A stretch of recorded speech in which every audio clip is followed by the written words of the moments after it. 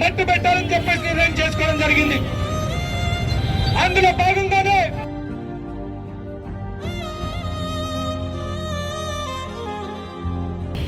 PDS Armoor area committee ఆధ్వర్యంలో నల్గొండ జిల్లా Nalgonda concept school principal madam Rupa మేడంకు నివాళులు అర్పిస్తూ సిపిఐఎంఎల్ మాస్లైన్ ప్రజాబంధ కార్యాలయం నుండి అంబేద్కర్ చౌరస్తా వరకు క్యాండిల్ ర్యాలీ నిర్వహించడం జరిగింది.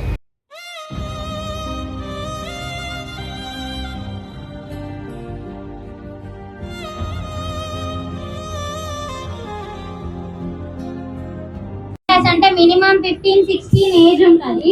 అలాంటి పిల్లలు డ్రగ్స్ తీసుకొని ఒక మృగాల్లాగా మేడం ఒక 27 టైమ్స్ పొడిచి చంపారంటే వాళ్ళ మైండ్స్ ఏ రేంజ్ లో వాష్ అవుట్ అవుతున్నాయి ఆ గంజాయి వల్ల అనేది మనం ఈరోజు తెలుసుకోవాలి.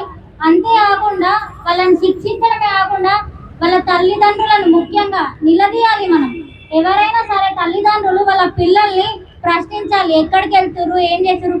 చదివే కాకుండా ఈరోజు ఒక ఎథిక్స్ నేర్పించే మేడంనే వాళ్ళు అంత క్రూరంగా చంపేశారంటే వాళ్ళు బయట ఇంకెన్ని ఘోరాలు చేసుంటారో ఒకసారి ఆలోచించాలి.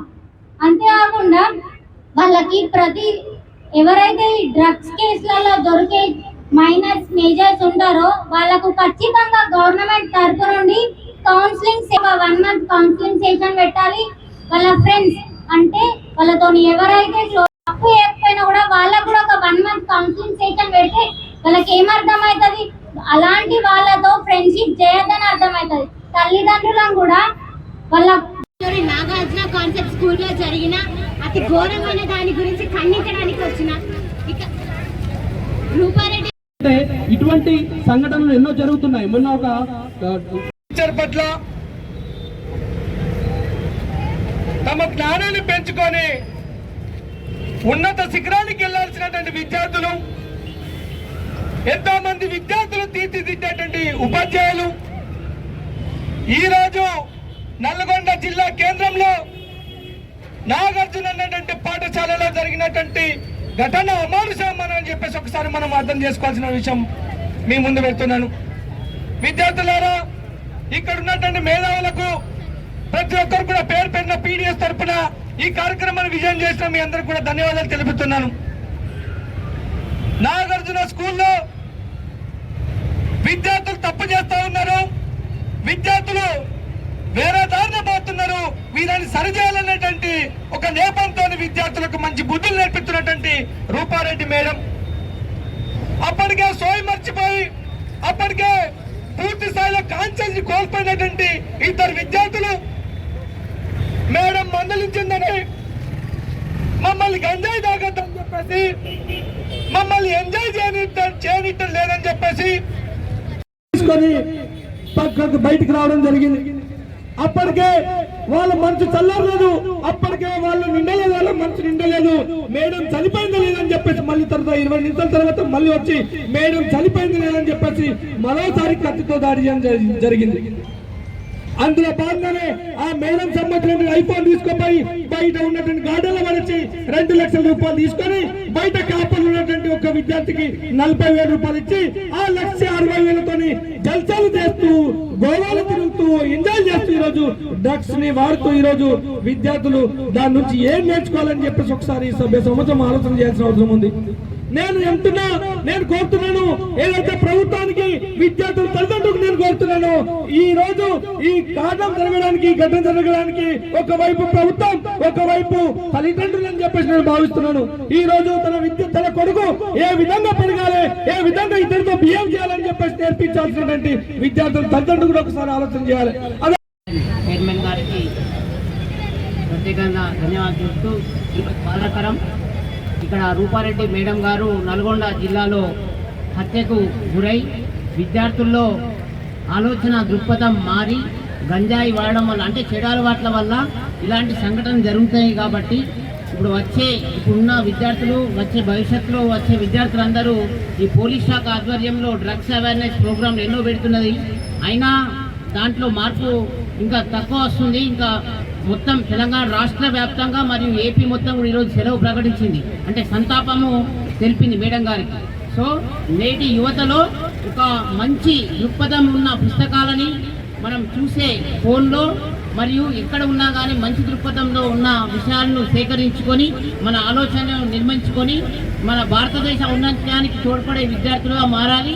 మరి ఇలాంటి సంఘటనలు మన తెలంగాణ రాష్ట్రంలో కావచ్చు, మన భారతదేశంలో ఎక్కడైనా జరగకూడదని నా యొక్క విన్నపం తెలుపుతున్నాను. ఈ అవకాశం ఇచ్చినందుకు పిఎస్సి వారికి ధన్యవాదాలు.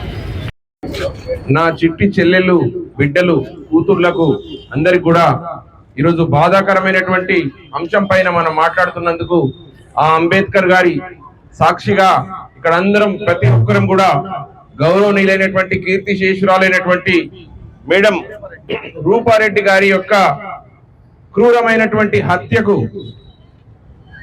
ఆమె యొక్క ఆత్మ, ఆమె యొక్క ప్రాణం, ఆమె యొక్క ఆవేశం, ఆమె యొక్క ఆలోచన, ఆమె యొక్క ప్రతి ఒక్క అంశం ఎంత తెల్లడిల్లిపోయిందని మీ అందరి ఆడబిడ్డల ముందు నేను చెప్పాల్సిన పరిస్థితి ఆసనమైంది.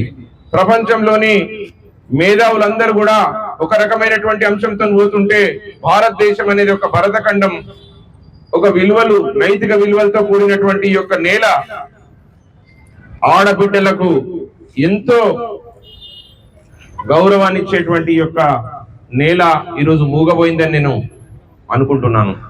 ఈరోజు నా యొక్క తమ్ముడు నరేందర్, అలాగే PDSU నాయకులందరూ కూడా, నిఖిల్, అలాగే ఇక్కడికి వచ్చినటువంటి మిత్రులందరికీ కూడా మరియు నా యొక్క ఆడబిడ్డలందరికీ కూడా చేతులెత్తి వందనాలు చెప్తున్నాం. మీకు బాధాకరమైనటువంటి వందనాలు చెప్తున్నాం తల్లి. ఎందుకంటే ఒక ఆడపిల్ల జన్మించిందంటేనే ఈ యొక్క ప్రకృతికి ఒక వరంగా భావిస్తాం మనం. చిన్నప్పటి నుంచి కూడా తన యొక్క తనువు చాలించేంత వరకు కూడా బాధ్యతలతో ఉంటది.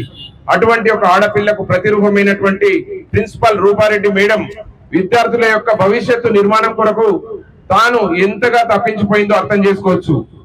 అన్నిటికంటే ఉత్తమమైనటువంటి వృత్తి ఏదైతే ఉందో అది ఉపాధ్యాయ వృత్తి. ఆ వృత్తిలో విద్యార్థులను ఒక రా మెటీరియల్ ని ఒక మంచి పర్సన్స్ గా తయారు చేయాల్సినటువంటి బాధ్యత తను తీసుకుని ఎంతో కష్టపడి ఉంటుంది. నాకు తెలిసి నల్గొండ జిల్లా అయినా మన తెలంగాణలో ఈ ఇంపార్టెంట్ జిల్లా, విప్లవాలకు నిలయమైనటువంటి నల్గొండ జిల్లాలో తాను నాగార్జున స్కూల్లో విద్యార్థులను భవిష్యత్తు నిర్మించడానికి చేసినటువంటి ఆలోచనలో ఇద్దరు మూర్ఖమైనటువంటి విద్యార్థులు తమ యొక్క ఒళ్ళు మరిచి, ఆలోచన మరిచి, బుద్ధి మరిచి, గౌరవాన్ని మరిచి, ప్రేమను మరిచి, ప్రతి ఒక్కటి కూడా మర్చిపోయి ఆశవికంగా 27 సార్లు, ఇందాక మా పోలీస్ డిపార్ట్మెంట్ బ్రదర్స్ మాట్లాడుతూ అంటున్నారు, ఒక క్రిమినల్ కూడా 2, 3, 4 సార్లు 5 సార్ల కంటే ఇచ్చేయరు కానీ 27 సార్లు వాడి యొక్క మైండ్ అంత పాశవికంగా ఎందుకు తయారైతుంది? దానికి కారణం మా తమ్ముడు నరేందర్ గారు చెప్పినట్టు 100% ఈ యొక్క గంజాయి అనేది మాత్రం తప్పకుండా మీరు అందరూ ఆలోచించాలా. ఆడపిల్లలు బయటకు వెళ్తేనే ఇంటికి వచ్చేదాకా అన్నలకు, తండ్రులకు, అక్కలకు, చెల్లెలందరూ కూడా టెన్షన్, ఇంటికి ఎట్లా వస్తుందో ఏం కథను అని. వీళ్ళు సోయి మర్చిపోయి మొత్తం అదే మత్తులో ఉండి ఎదుటి వ్యక్తి మీద ఏ రకంగా దాడి చేస్తున్నాము, ఏ రకంగా మనము వాళ్ళను గౌరవిస్తున్నాము అనేది ఎటువంటి విచక్షణ లేకుండా కూడా వారు పాల్పడుతున్న తీరు మనం చాలా చూస్తున్నాం. ప్రతిరోజు ఒక దగ్గర మనకు ఇటువంటి అకృత్యాలు, అఘాయిత్యాలు కనబడుతున్నాయి. నాట్ ఓన్లీ ఆడపిల్లలు, ఆ మహిళల పట్లనే కాకుండా కూడా ఎవరైనా రోడ్డు మీద పోతుంటే కూడా వాడి కళ్ళల్లో కళ్ళు పెట్టి చూస్తేనే వాడి యొక్క రౌద్రం, క్రూరత్వం కనబడుతుంది. అటువంటి వ్యవస్థను రూపుమాపాలనంటే ప్రతి ఒక్కరు కూడా తల్లిదండ్రుల యొక్క బాధ్యత చాలా ఉంది.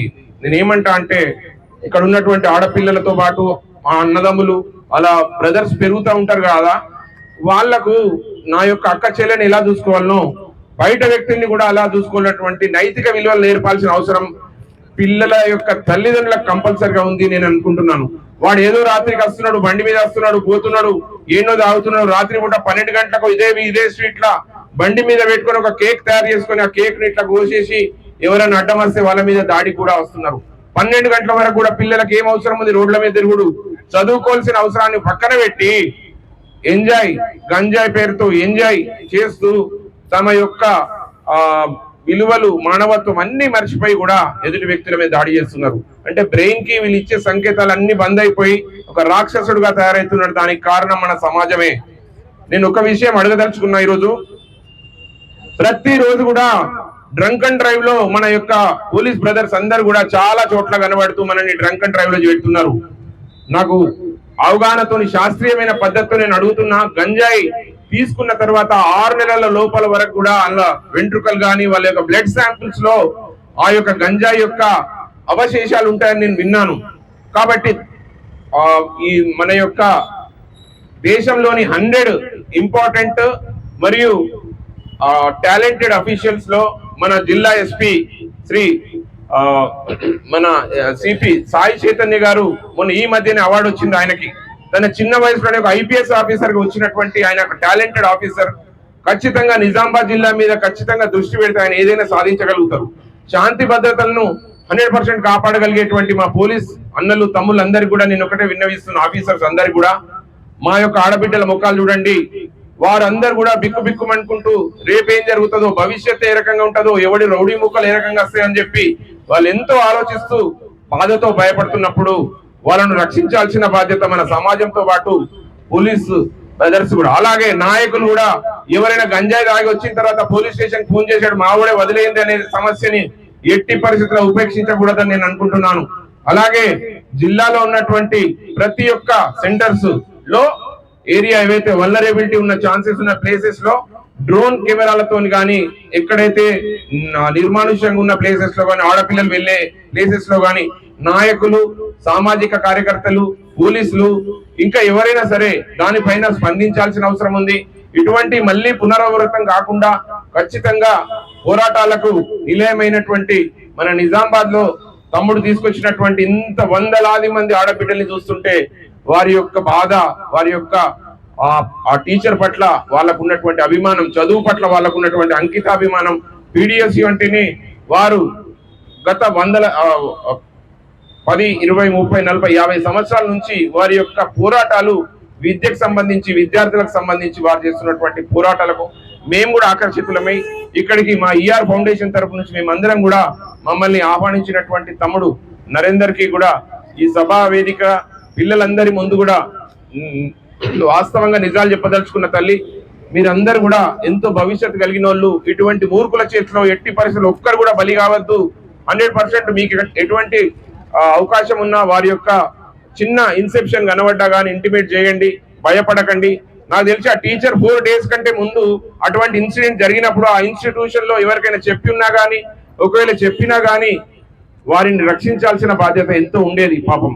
కానీ వారి యొక్క దుర్మార్గమైన చర్య వల్ల ఈరోజు ప్రపంచమంతా ఉలిక్కిపడ్డది. టీచర్ ప్రొఫెషన్ అంటే ఒక ఉన్నతమైన దాంట్లో వారు చేసే జల్సాల కోసం వారు చూపిస్తున్నటువంటి ఆ యొక్క మొబైల్ ఫోన్లు కానీ గోవా పోయించిందంట, అలాగే ఇంకా ఏదో అమ్యూజ్మెంట్ కొరకు ఒక మంచి భవిష్యత్తు కలిగి వేలాది మంది విద్యార్థులను తయారు చేసినటువంటి ఆ ఉపాధ్యాయురాలు, ప్రధానోపాధ్యాయురాల్ని ఘోరంగా హింసించి చంపడం అనేది అసలు క్షమించరాని నేరం.